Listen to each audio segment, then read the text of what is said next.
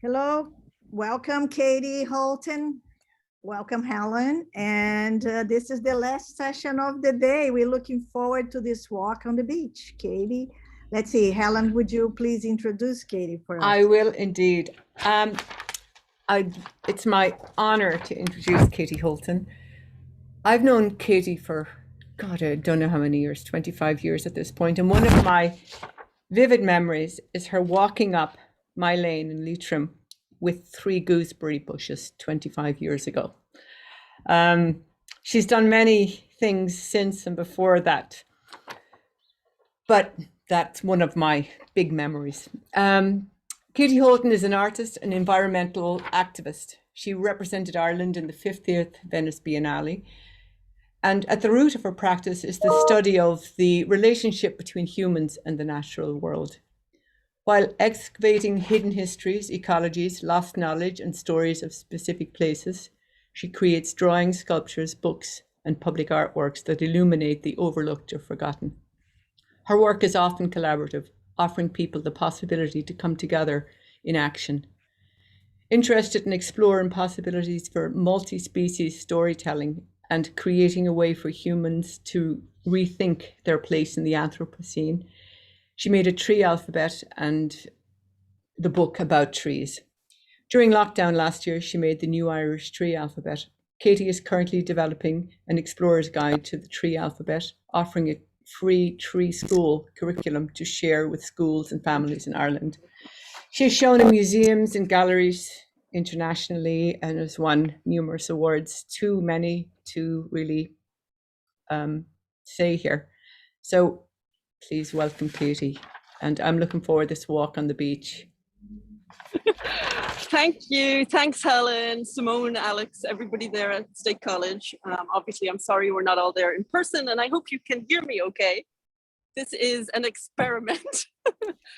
I thought after all of these many PowerPoints, and when I had the invitation to join you all for the symposium, it sounded like doing something a little bit different was maybe an interesting way to think about the conversation. So I thought I'd take you on my daily walk.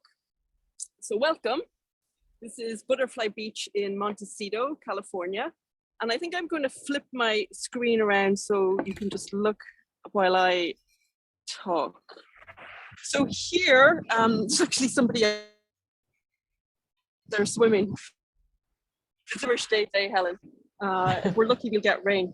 So I can't zoom in on Zoom. That's ironic, but there are, well, let's start at the beginning. So I'm here in California. This is Chumash land and waters. So this, area was, for thousands of years, the land and the waters were taken care of and worked with the Chumash people. And then we came along. There are actually pelicans coming now too. So this is what I was hoping, is that we would have some non-humans join us on the walk. So the Chumash people are for thousands of years, and then the history is awful, and we're still trying to deal with that. For me, it goes, the time scale in our relationship with land is much deeper and longer, incredibly so. And that was one reason I thought coming to the edge of the ocean and we're going to walk by the cliffs is really helpful to think about. You see the cliffs down here where we're going to go. To think about deep time and the fact that, okay, the Chumash people had thousands of years here, but then before that, because the Earth is 4.56 billion years. So how can we even comprehend this time scale? We can't. It's very, very, very difficult. It's not in our nature to think that way, but I think we need to point now that we're in the Anthropocene and affected the planet to such an extent. And being at the ocean, I can't pull back so you see the curve of the Earth. But I usually like to start PowerPoints showing Bill Anders' photo that he took in 1968 when he was up here in outer space. And he was the first person to photograph the selfie of planet Earth when it was this tiny speck. He was supposed to be photographing the moon. It was Apollo 8. It was December 1968. So this was before I was born. But the idea is to think, or my idea for myself on this walk is to maybe think through my own lifespan. I was born in 75. So in a human, and hopefully I'm only the middle way through my life, but in a lifespan, you have a sense of how deeply we have impacted the planet. So in 1968, up in outer space, Bill turned around the space shuttle and saw Earth this big, tiny, and gasped. Right? He was one of the first humans ever to see our planet as a tiny blue dot. And he took photographs. These were the first ever photographs of Earth, Earthrise. And then, so that was winter of 1968. Then in January of 1969, one of the oil platforms, now there are 8, but the very first one out here exploded. And that was the massive oil spill that affected all of these beaches here in Santa Barbara. Santa Barbara is just 2 miles behind the cliff. You could walk there. And it was covered in oil. And that was 1969. And then the following year, so that was the beginning of Earth Day. They mobilized, and then 1970 was the very first Earth Day, which was 51 years ago. And yesterday, obviously, was Earth Day. And I came down and I did a little walk and I made a little video for you all, but it was extremely windy and didn't really work. But here you can see, so you've got the oil and the tar. So you can imagine when this was all wet, goopy oil. And then this is some of the geology. So you've got the different time scales, right? Because we all know that fossil fuels were formed millions of years ago, as were the stones. And now they've joined, become this new substance. And this is something that I like to think about is the future fossils maybe that we, I was trying to flip my screen around. Future fossils that we are creating ourselves. So today is Friday, and on my walks on Friday in solidarity with Greta Thunberg and the other climate strikers, I take a plastic bag with me and collect any rubbish, trash that I see, masks and plastic. But all of this rubbish, right, is itself, it's killing birds and wildlife, but it's also forming into future fossils. So we now, as we're living, are creating these fossils that are going to be discovered by some other life form in the future. And this is part of the Anthropocene, this new geological era that we were in, that we have created as a species. And I don't know, I'm presuming that everyone's got an understanding of the Anthropocene. I don't need to give an explanation, but we can answer questions at any point. And feel free to jump in. I'm hoping that you can all hear me okay, and that the waves and the wind aren't disrupting. But you've got the time scales of my lifetime, and I know I probably seem very old to this, like an old lady. And this is when I met Greta and Lexi, who was the young climate striker outside the UN in New York. I know this is what they think. They're like, oh, here's the old, Irish lady. But in my heart, I'm still young, like they are. And I feel like that little 8-year-old. These are the strongest memories that I have. And I realized over the years, over the decades, that that's what's informed my work, is all of this that meant so much to me when I was 7 or 8.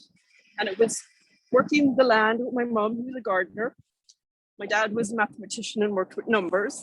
So combining this understanding of the organic and the natural, how the cycle and the system of planting, you sow a seed, it grows, you harvest it, you consume it, you compost, and it goes around and around. And in rural Ireland, Helen, in your talk that I was able to tune into, you talked a little about not realizing that we were poor when we were growing up. And it's only afterwards that you realize how harsh it is, or was. And we just lived with what we had. My mum is a gardener, and it was with the mathematical systems and realizing that mathematics is another language. And it's something we've created as humans to try and understand the world and how it works. And so I've made works that I think try and combine this organic mathematics to mathematics underlying human systems, which are natural systems, right? Because humans are a part of nature. And this gets to the language question, something that really fascinates me. That you have words that end up separating us. So you've got words like nature, landscape, which means that then myself and all of us are separated because nature is something that's out here, right, or right there, or we get in a car and we drive to it. And then we realize, well, our words, we need new words, we need new ways to communicate and to share the stories, and maybe think backwards. So go back to the Chumash, to the indigenous knowledges and the languages and the myths and the fairy tales. And these are some of the thinking that I have. I'm realizing that I probably shouldn't have ran down to be here on time. It's different giving you to talk when you do a walk in real life with other people. They're there and they join in, and then you stop and you pause. But now I'm feeling I have to keep talking without taking a breath. Katie, I have a question for you. You know, growing up in Ireland, the past was very present. There was a sense of pishogues. There was a sense of pishogues or fairy stories, ghost stories, that we walked with the past all the time. Is that something you're thinking about there? Yes, that's I guess what I was trying to say about the fairy tales, and something I've been thinking about a lot since. Sorry, I was trying to show you the snowy egret. I don't know if you can see her. They're beautiful. Yellow feet. I wish I could zoom in on Zoom. They need to make a new Zoom feature. But yes, the fairy tales, the cult, right? So I bought all the books they had in the bookstore here, Irish mythology, and these stories that are a part of us, right? We all grow up, and we it's like they're real. Right. I'm from RD. ARDEE is how it's spelled, in English, but it's Ferdia was the thought Colin. So this is like such. They weren't real. It never happened. But as far as we're concerned, it's real. They were the most famous. He was the most famous person who ever lived there, and there's a statue to him.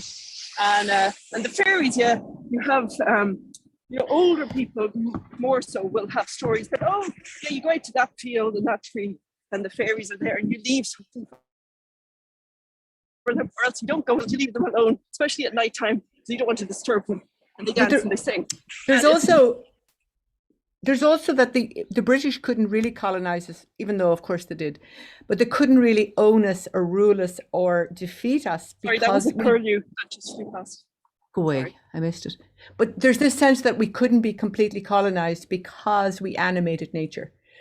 We had bigger fears than their rules, which they couldn't control that abstract pagan belief we had in the power of the land, in the power of the sea, in the power of the wind. And that was our weaponry against being kind of morally colonized. Yeah, they had, they shall not be named, they chopped down all the trees. Ireland was completely forested, the way, Manhattan would have been, and the way most of Earth was before humans came along. So Ireland was completely forested. Then the British came in and chopped down. There are different versions of the story, but they chopped the trees because they needed them to build their battleships, and they needed hundreds, thousands of trees for each ship. But then they also chopped down the trees because they were terrified. They were scared because people hide, and the people being us, the Irish, the natives, savages, were hiding, and they were in the trees, and you couldn't find them, and then they could ambush you, and all of that, the fear of the land and the people combined, and the unknown. So you can see the parallels with what's going on, today, and it's like inbuilt, innate part of being human, I think. So here we have some of the cliffs, other swallows who are. Can you hear them squeak?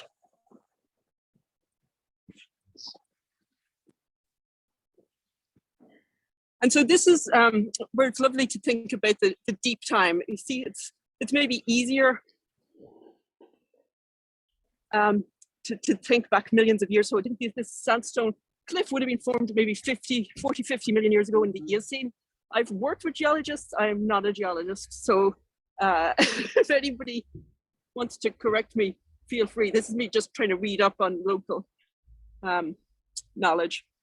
But to read through the layers, right? So it's, I've worked on stone alphabets to try and read the land. Everything here tells a story.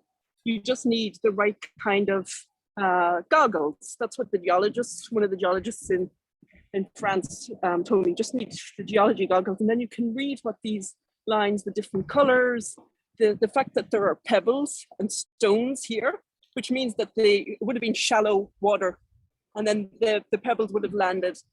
So the ocean, which this is low tide, and at high tide it comes up here obviously and eats away.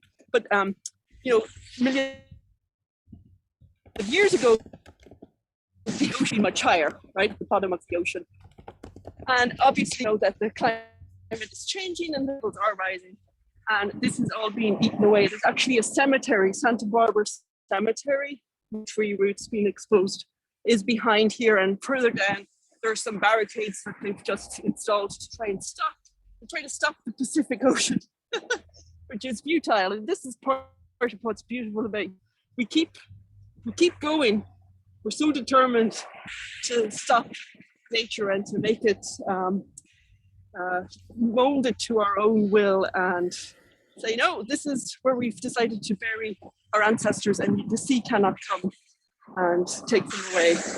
But sadly, it's beyond our capabilities, right? Because we're tiny. We're just these people, teeny tiny people. We're like ants. If you take and scale is another part of all of these questions too, right? Through time, but also physically through space.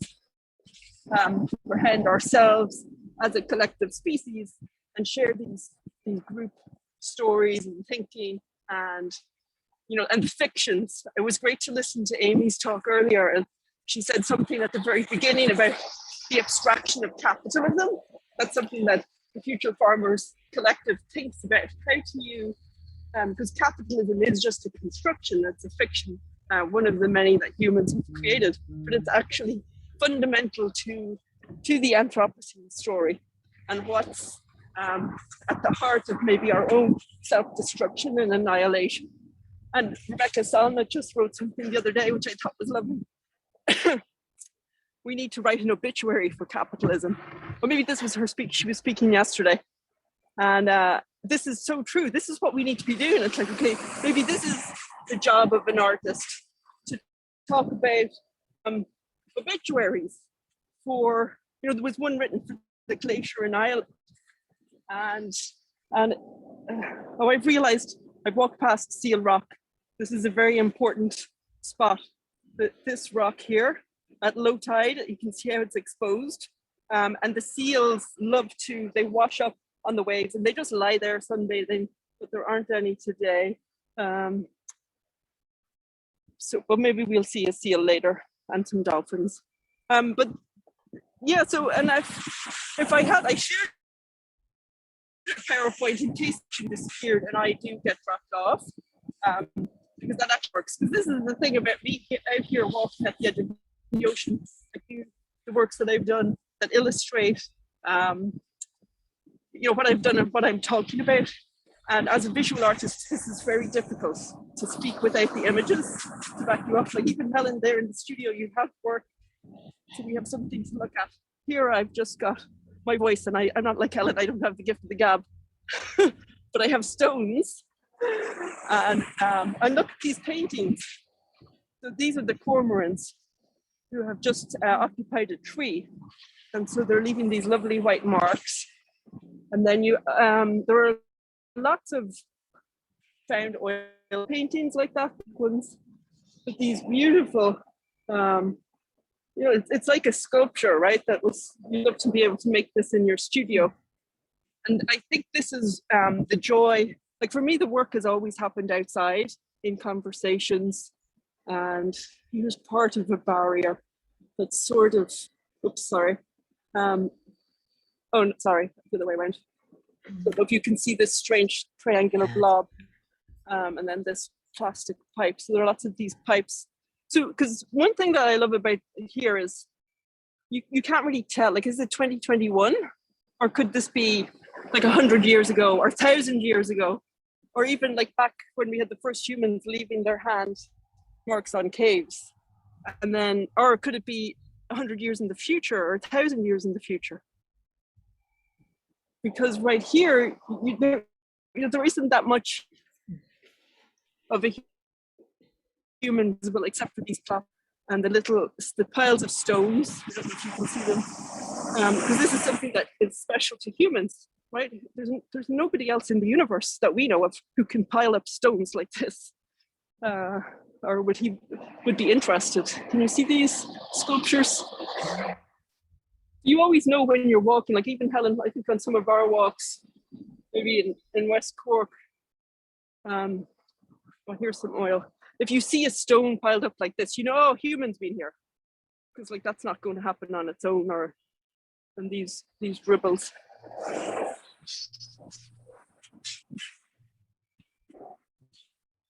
Very few birds. Here's a cormorant. Yesterday there were a lot of curlews and snowy egrets. But another thing that happened along this stretch was that this time last year, I was,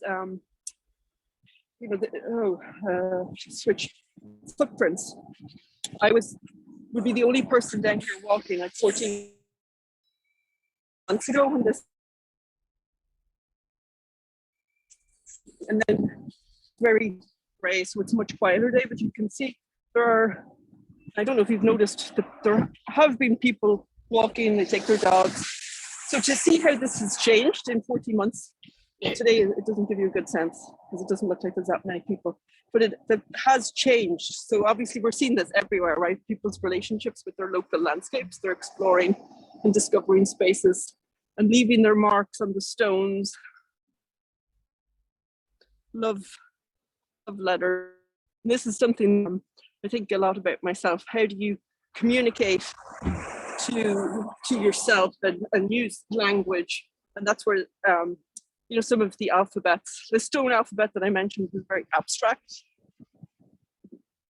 and infinite. Like there is literally an infinite. This is something that the geologists agree on. Uh-oh, here we have the dog chasing the curlews.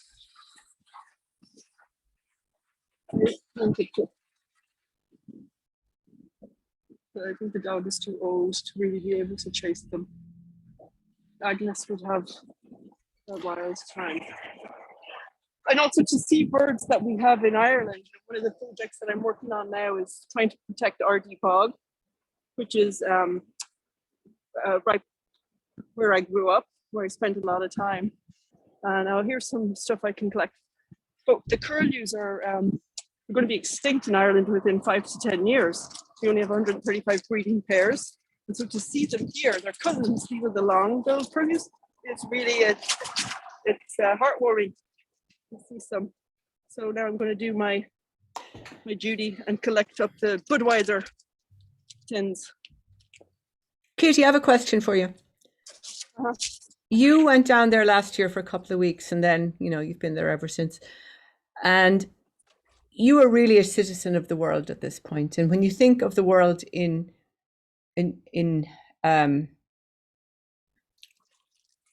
where it was 1,000 years ago, 2,000 years ago, 1,000,000 years ago, it really goes beyond nationality and countries and borders in a certain way. So do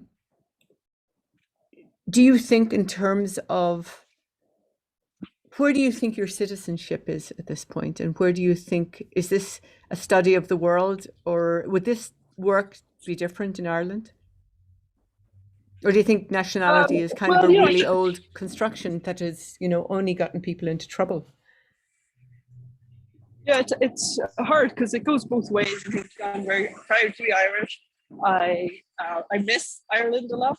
Think of it every day because I should be there. I was supposed to be there all of last year, working on the Irish tree alphabet. Then, when I was in Ireland at the Venice Biennale, that was 2003, and there were all the questions about what does it mean to represent a country. And there was talk of having pavilions, and France and Germany did this later, of switching and going, well, we're all citizens of the world. We don't need to ghetto ourselves. It doesn't make sense because most people live in Berlin anyway, most artists. So you were having artists who live in Berlin representing almost every country at one point. So it's kind of ridiculous. And COVID has shown us, now we've all had to stop and settle. And the art world has had to put on the brakes, which it needed to do a long time ago. You know, we're all burnt out. It's not sustainable to fly around for all these fairs and biennales. But the question is, it's something I think about a lot because I know I there. You know, the Irish tree alphabet was something I was working on for a long time, and to make it not being there sums up everything. The point of, well, do you even need to be there? I'm not really answering the question, Helen. But I think these are eternal questions that maybe we'll never figure out, because we are, for me, it's all about the species. Ever since I was little, you know, my dad worked for the Ava's car rental company before he met my mum. So this was, you know, one of the stories when you're little and you hear your parents talk about before you were a twinkling in their eyes. It makes you go. But my dad would drive through the Sahara and had all these exotic stories about visiting Japan. So he gave me a huge big atlas that I spent a lot of time immersed in this atlas, driving myself through it.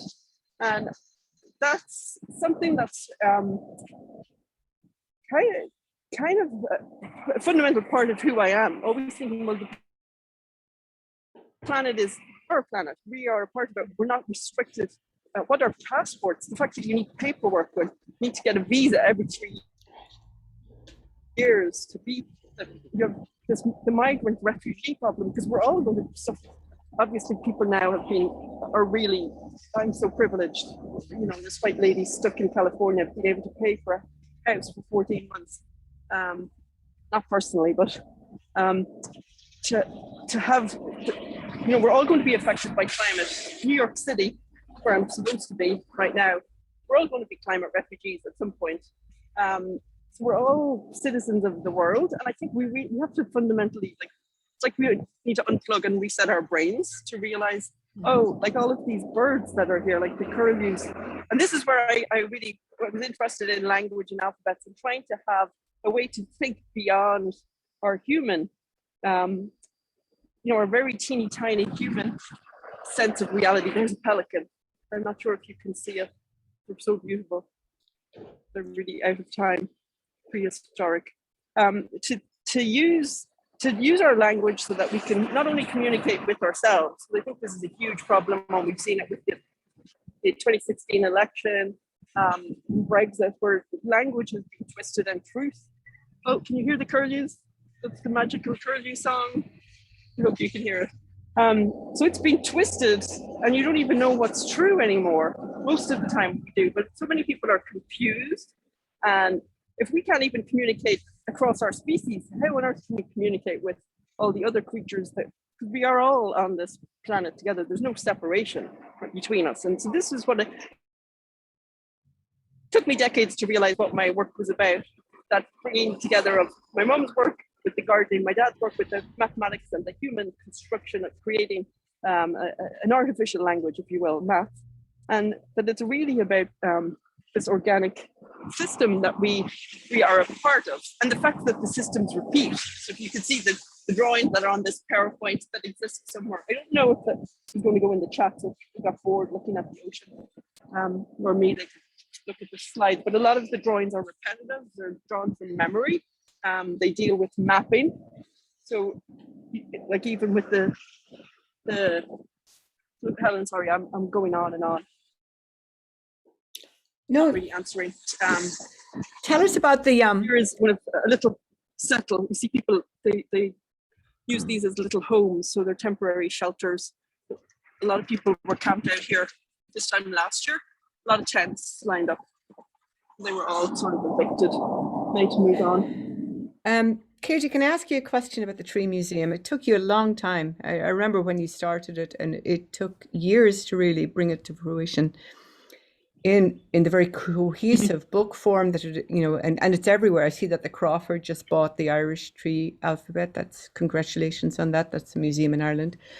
Um, can you do you want to talk about how you came up with that, and not only that, but how you actually made it into the language that it is right now? I switched on the radio one day in the US in Pennsylvania, and I heard you on NPR talking about the Tree Museum. It's really got a large life, Yeah,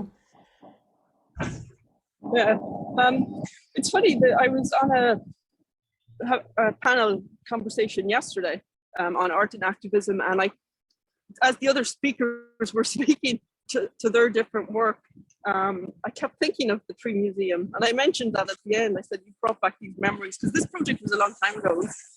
2007 was when I was commissioned, and it was to celebrate the centennial. So you're thinking on big time scales, right? Centennial is 100 years, which is nothing in the scheme of things, but in American history, right, that was quite a big deal. Celebrate 100-year anniversary of the Grand Concourse in the Bronx. Huge motorway.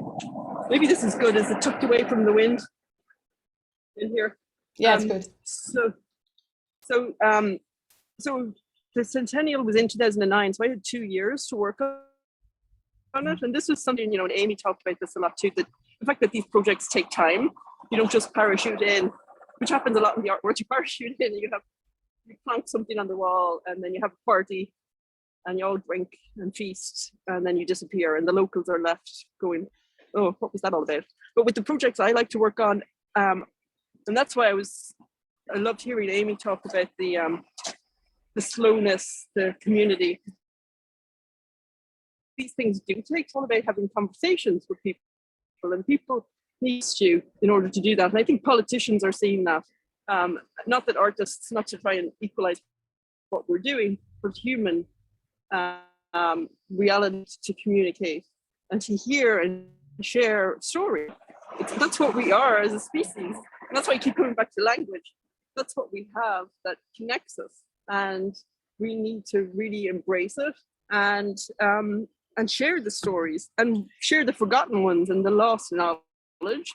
And that's what it was all about. It was, using 100 street trees that were already on this huge motorway, and each of the 100 trees that I selected was given voice. Literally, I met thousands of people in the Bronx who were generous enough to share and to become part of it, and they told stories. So you could dial in on your phone, or you could listen on the website and listen to the trees. Each one had a different story, different voice, varied from school children talking about birdhouses they built, to climate scientist Klaus Lackner, who's working on carbon capture and sequestration, so a form of geoengineering, to all kinds of different things. And the idea was to try and show the depth and breadth and beauty of the South Bronx, but also of humans, because it was that point, 2009, but it was celebrating 100 years, so going backwards, but also forwards, because you can't think about the future without thinking about now and the past. And then, so I had Eric Sanderson speaking about Manhattan, when Manhattan and the Bronx was forested, going back 400 years. So you constantly have to think, or I constantly have to think on these different scales and sort of weave it together. And it really felt like I was just a facilitator on that project. And this happens with a lot of the work. Like, the work exists, it's living and alive, and I am just stitching it together and connecting the dots and giving voice to the people. And the trees became a natural, I hope it doesn't seem like we were just using them. They were an integral part of it. What was really beautiful about the project was that people embraced it and really wanted to become permanent. But with New York City and public art, you can really only do temporary works. You get 6-month permit, and people thought to have it stay longer. So it ended up staying a year, I think, longer than technically allowed. But it was still temporary. And I've so many people, even this morning, I unexpectedly had a meeting with people who happened to be driving through, taking their daughter to visit UC Santa Cruz. And we were talking about Sorry, now I got distracted. Because that was such an unexpected conversation. What we were talking about, the city, tree museum. Wanting it to become permanent. Oh, wanting it in another city. So I had a lot of other cities reach out to me. People, citizens, but also city officials. And I said, well, if you're welcome, I can't do it personally myself. I'm one person, not like Amy. Amy works with the team. And I'm very envious. I don't have a team or anything. I'm just one person, and it's exhausting. And you all know that, Helen. You just work, and to try and do another tree museum for another place, you invest everything, and I just couldn't do it myself. But the idea was to have a toolkit. So the Parks Department, who were one of the commissioners on the project, had hoped, and there's still talk all these years later, that we will at some point create a toolkit so it can be replicated.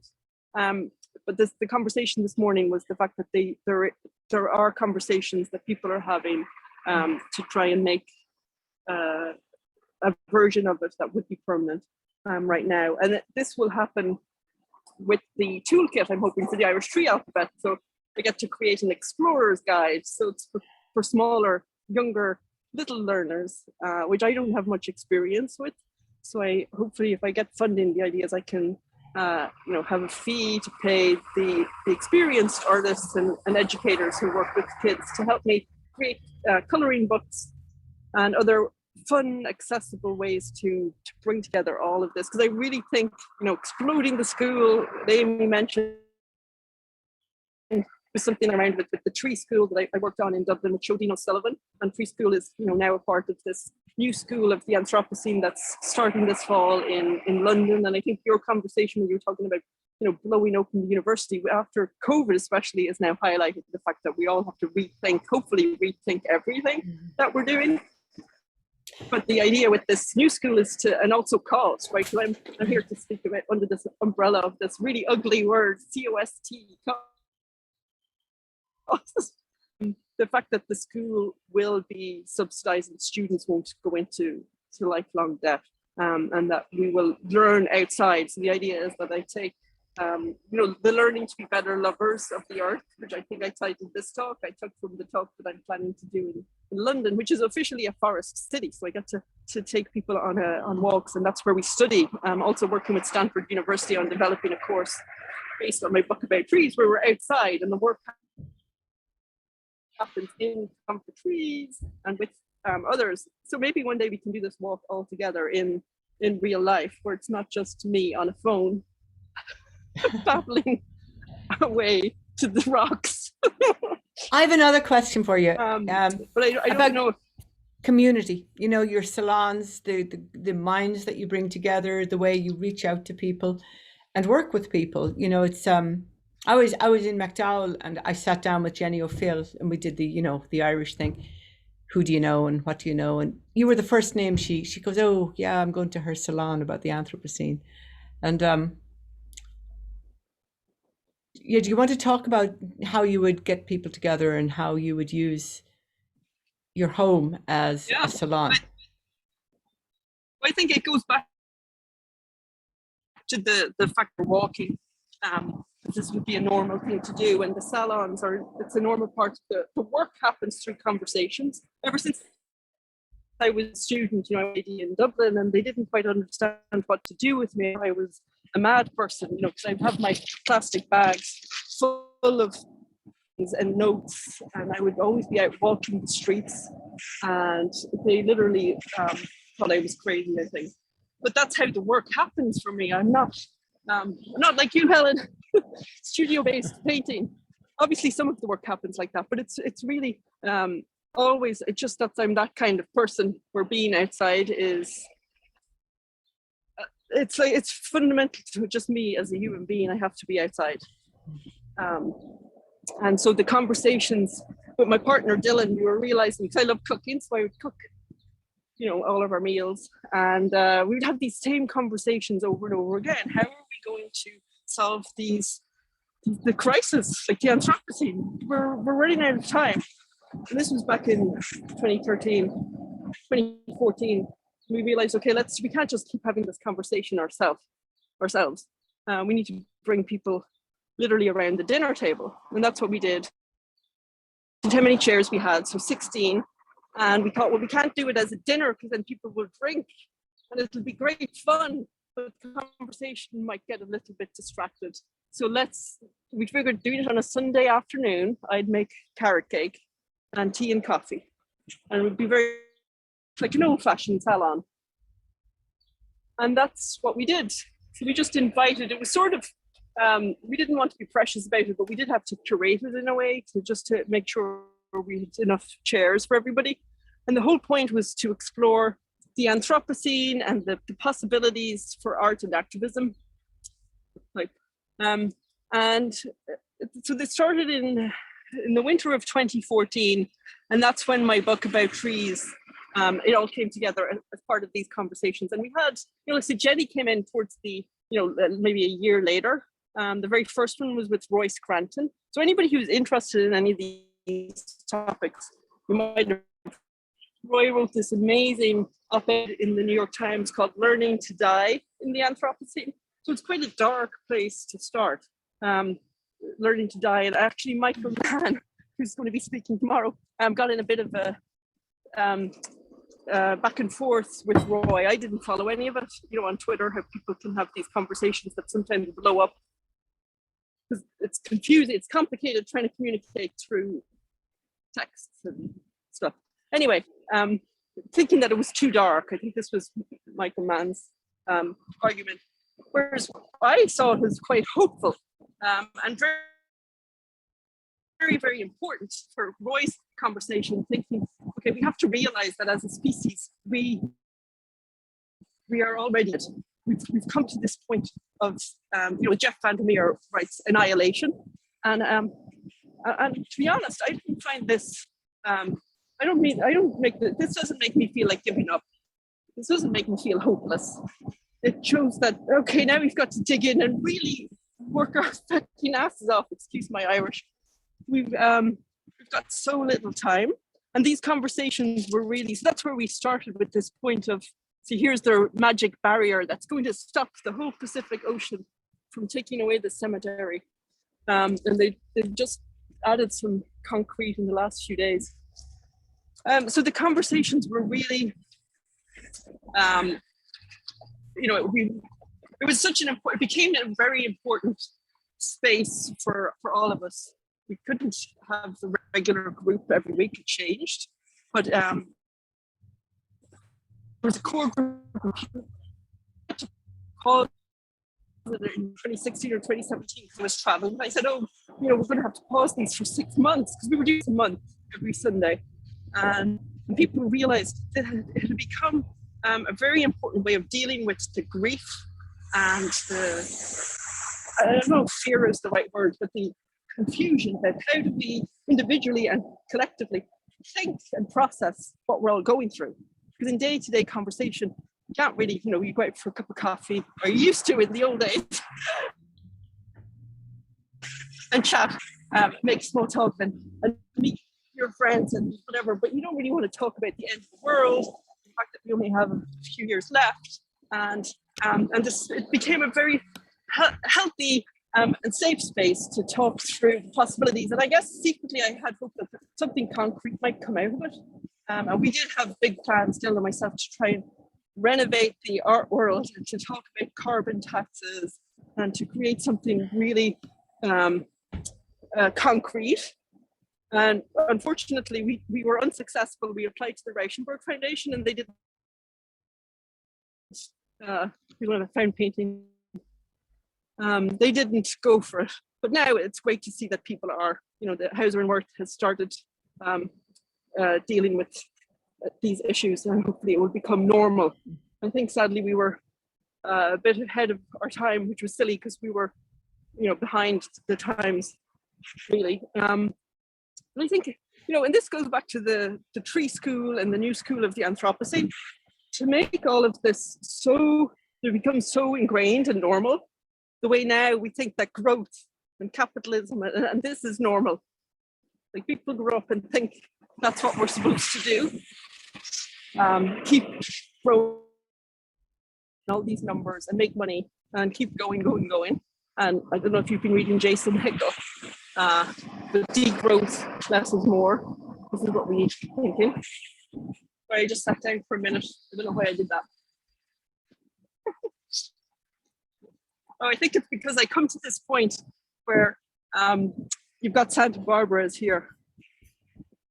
And it's always, do I keep going or do I go back? Because if I keep going, I want to go the whole way. You can walk all the way over to the fish market on the other side of the pier.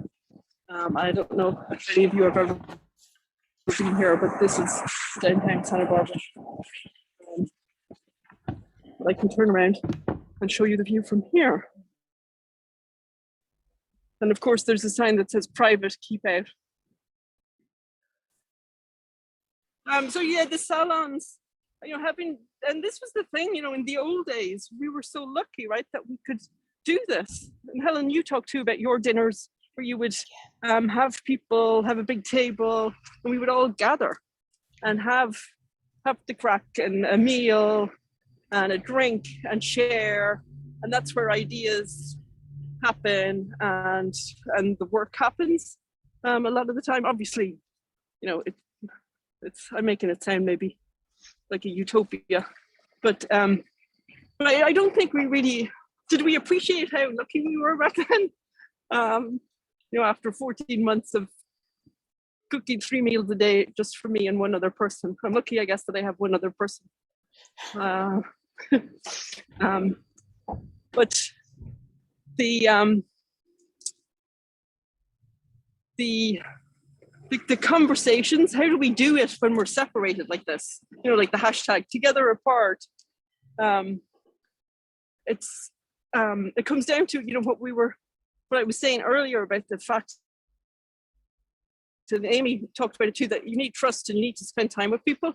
How do we do that if we have to be apart because of the virus? And in the future, will we be more respectful or thoughtful?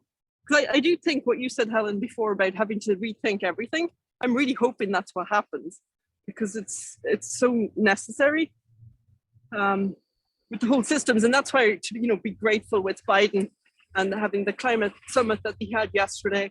But we all know politicians say one thing and then do another. Like, I've got this problem with where you've got politicians saying, once I saw what looked like a bald eagle up on that twig, they say one thing and they want to help, and we're in a climate emergency. Ireland declared a climate emergency, but what does that actually mean? And what do they do?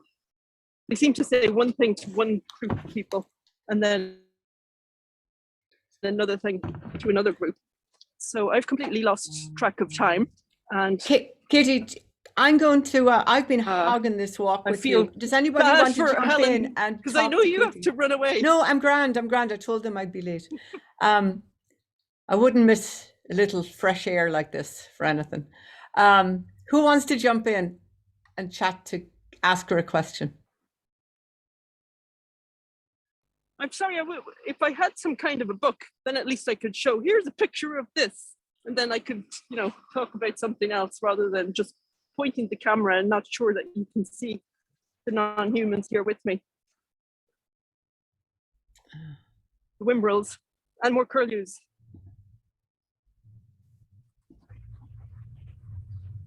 But I've probably forgotten to say, because I don't have the images there, to talk about maybe the most important things. What about optimism? You always struck me as somebody who is incredibly optimistic. Well, the fact that I think the fact that we're all here, right, doing this, after the 14 months, like, this has been the most traumatic time. Everybody's suffering from different kinds of trauma. And some people are suffering from many different layers of trauma. And even to communicate, like, how many of us have had a real interaction? Like, that's why I'm a bit, I don't know what the word is, bumbulated. I can't even find words anymore. Having a real life conversation this morning. It's only the third time in 3 months that I have met other people in real life. The rest of the time, it's just these conversations on Zoom. So here are three lovely curlews. Well, I had my first real hug yesterday. Helen O'Toole was here and she gave me my No first way! hug. You had a hug. I had a real hug. Oh wow! Did you cry? I did actually. I had three. Yeah. She was with her daughter and her uncle. So we had three hugs. It was like more than I could take. So optimism, It's so emotional. how do you deal with climate grief? You know, it's something that students talk to me about. It's something that I read about. It's something that, you know, if I got up today and read about our tilting planet. And how do you keep that optimism, which is so much a part of your work and so much a part of who you are? Yeah, it's really hard because you know, honestly, it is so dark.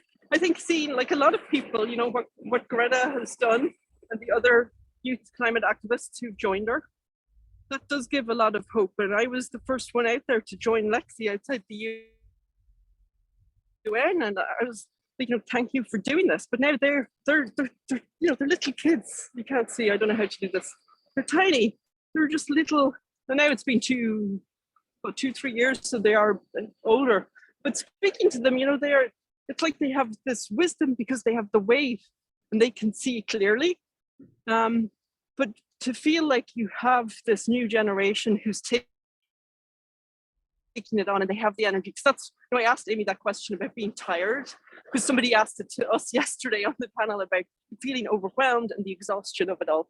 And to be able to pass it on to young people who have the energy and the, you know, their eyes are clear, they can see, and they have the knowledge and the power. And, you know, the AOC and other, you know, new blood of politicians who are hopefully going to completely change. So that has to be a reason for optimism. But it's so dark and so difficult, because I think I always see a layer. So that's why this walk is nice, because you've got, you know, with the cliffs here, you can constantly time travel and imagine how it was before humans and after us. We're so insignificant, like in the scheme of things. You know, writers talk a lot about making, and I guess artists do as well. Maybe I spend more time thinking about listening to writers. But you know, you create work and you hope it's going to live on forever and exist in a library or a museum, and that it will be appreciated by next generations. And the Chumash, you know, Native Americans, Indigenous people talk about 7 generations from now. What your actions, the actions that you do now, how will they affect 7 generations? But the thing is, I honestly, I feel slightly sad. I'm like, but some people realize that there might not be humans. You know, we're honest, we're so close. But the thing is, I myself am part of it too. Like, I want to create a library. I want to share all of the books and the knowledge and have it there as a resource in the future. So I still believe 2 completely different things are going to happen. So I think this is part of being human. All of us, we're complicated, right? We're not one thing or another. We're a mixture, a combination of different things. And maybe this is where the myth comes in. Like what's real? Because the myth's based on something. A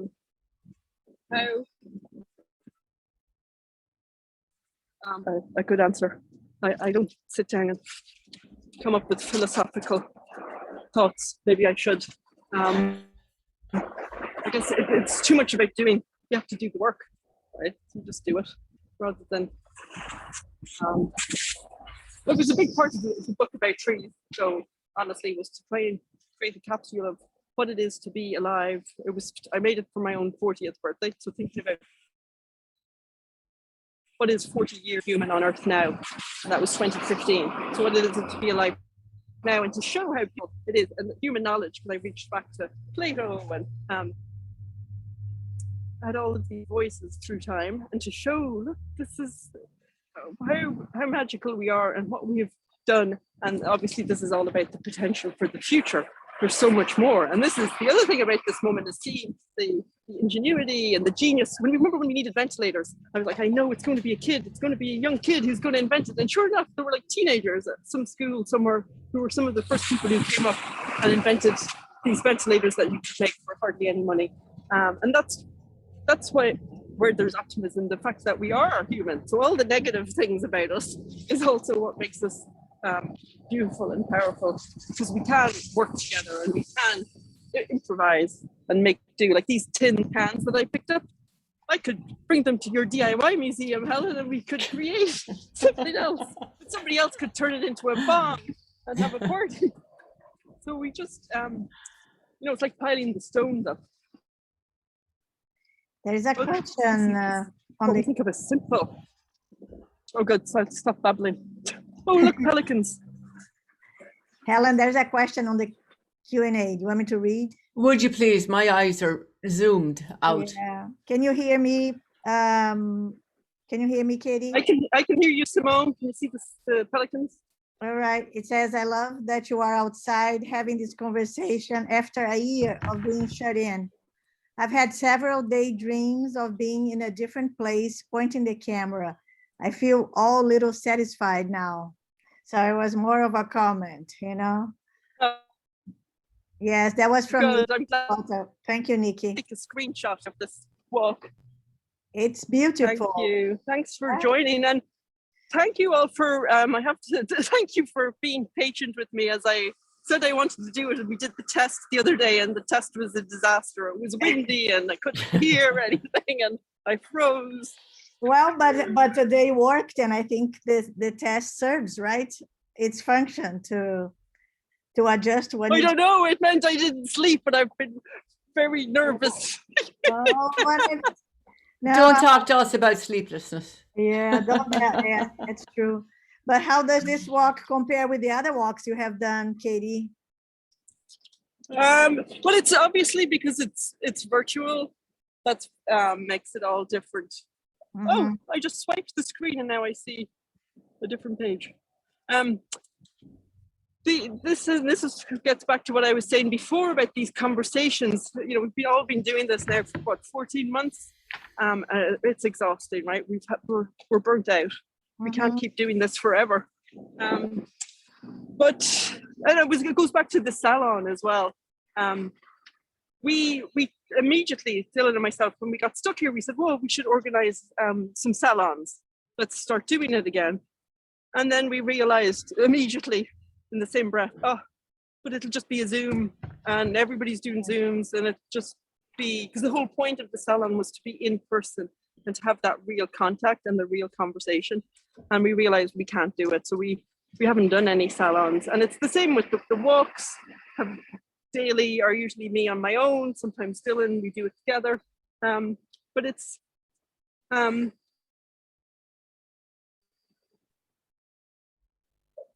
I've had shows where every day of the show I go for a walk, either on my own or with an invited guest.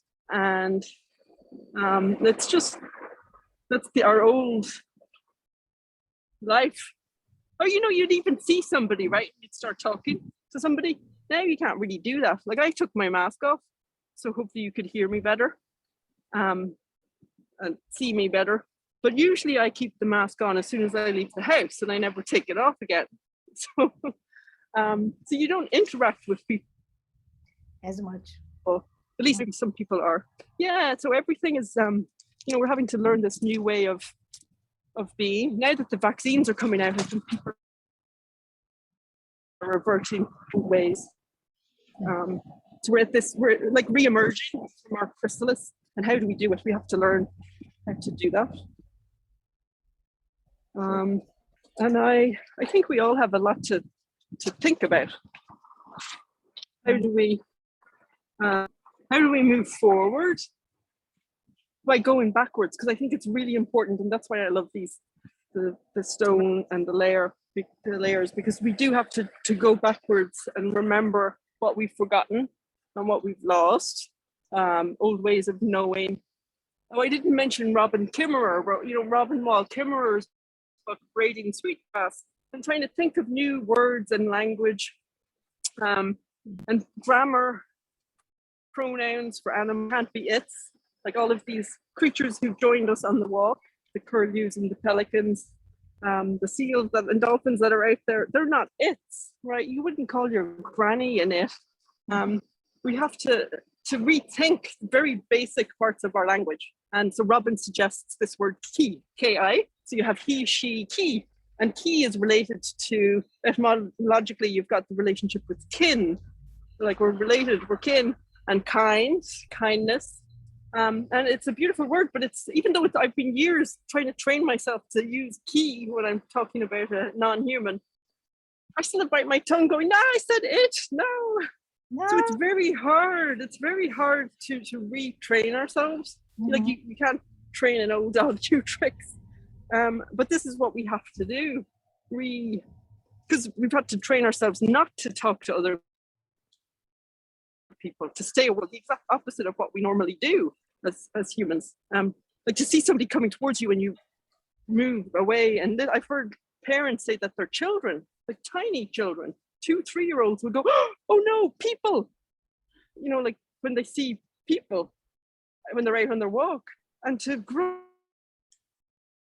up as a child to fear other people, this is like the opposite of how, so we're at this very strange moment. It was like the 2016 election. When that happened, it was like this huge explosion that nobody was expecting. It came out of nowhere for a lot of us. Other people saw it coming, and turned the world upside down and inside out. Oh, am I still there? I got the low battery warning. We're still there. I think we have to start wrapping up, Katie. There's another comment on the chat here from Karen Kiefer Boyd. And she says, lovely walk. And she says she is also remembering. I mean, she says, your comment on obituaries of what is lost is reminding her of Maya Lin's What is Missing. And then she put the link to your work on the chat. It's an interactive. Yeah, Maya has done some great projects. And that's the thing, if I had the PowerPoint and was doing the old style talk about work, I could talk about, I guess when you're sitting at a desk, you're able to think out on the walk, my brain goes off in these other tangents. So I haven't mentioned other artists' work. But the reason I came to the States on the Fulbright all those years ago was to think about land art and artists' relationship with land and nature and how we do that, because it happens very differently here in the States than in Ireland and the UK. Here at mental scale, you have the land artists, you have Smithson's Spiral Jetty, which is, a masterpiece and beautiful and profound and geologic, but it also involves diggers and bulldozers and eating the land and very big. And the work that I do is much more gentle in a way. It's almost invisible, and so I was very interested in work that Mel done with the regenerative field, using plants to absorb and suck up the toxic metals. And I found work like that really so powerful in many different ways. Wonderful projects since then, and Maya Lin's work. I'm just I can't remember where the library is that just opened. Is it Smith College, where she worked on the library project? Her work is so thoughtful and embraces different.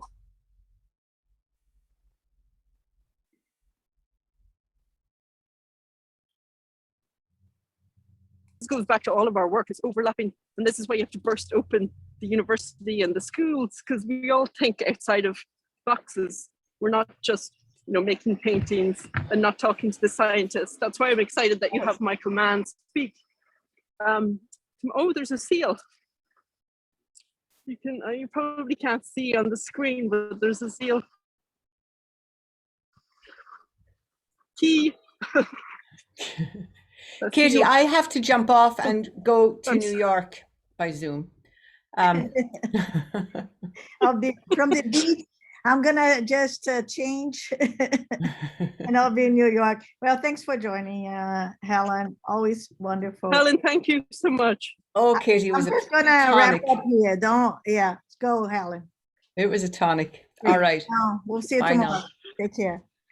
Bye. Yeah, Katie, there's another comment from Karen Kiefer Boyd. She says, love the tangents and organic talk, inspired by what is around as you walk, refreshing after too many Zoom PowerPoint. It's true. It's been really wonderful to have this performative talk that you go and you take us, you know. It's a shame that it's still through a screen. It makes me want to do the next symposium completely through walks, you know? Yeah, I'm so relieved. I can no, uncross my fingers now that the Wi-Fi held up. yeah, me too. It worked very well. When we did our test, I was thinking, this reminds me of the 1990s telepresence works, you know, the line drops, all kinds of interference, and it's supposed to be, you know, it's the medium at work. But no, it worked really well. Yeah, anybody else? And thank you. Yeah, go Thank ahead. you and Alex, because I know it must have been nerve-wracking thinking that we might have this talk and I might not be here for it.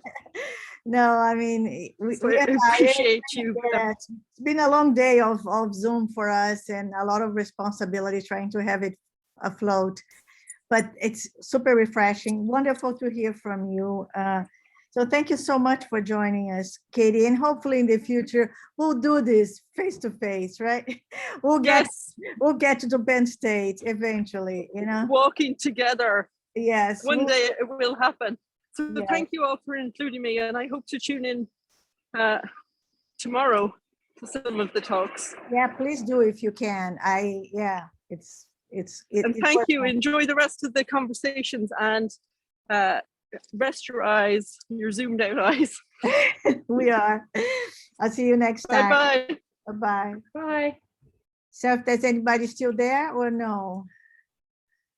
I was just going to remind, oh, there's only 2 people.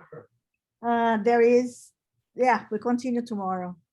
We're done, right, Alex? You can do a little speech at the end of Roberto's in case anyone's in town and wants to pop over. What time is Roberto tomorrow?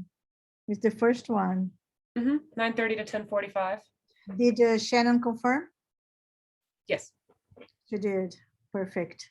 So I'll be waking up, you know, so I'll be there maybe half, you know, waking. Oh no, I have to be up because then I have to introduce the chancellors. It's right after Roberto.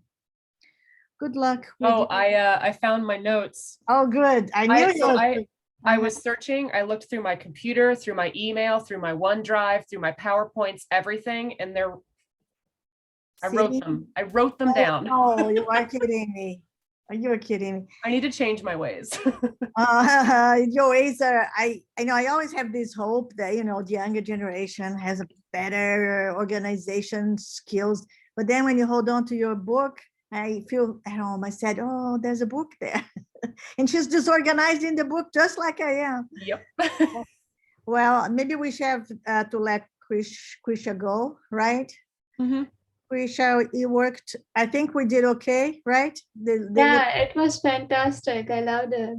You liked it? Wonderful. Yeah, I liked it too. We are very tired, but I thought it was refreshing no matter, you know, even if it was through Zoom.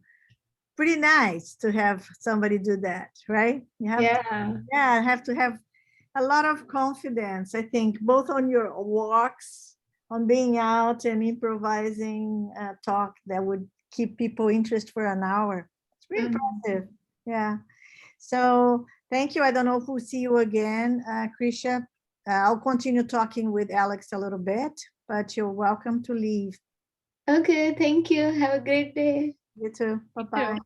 Bye. So guess what? It's the 2 of us again. Guess who's there? Oh, let me stop the recording so we're not.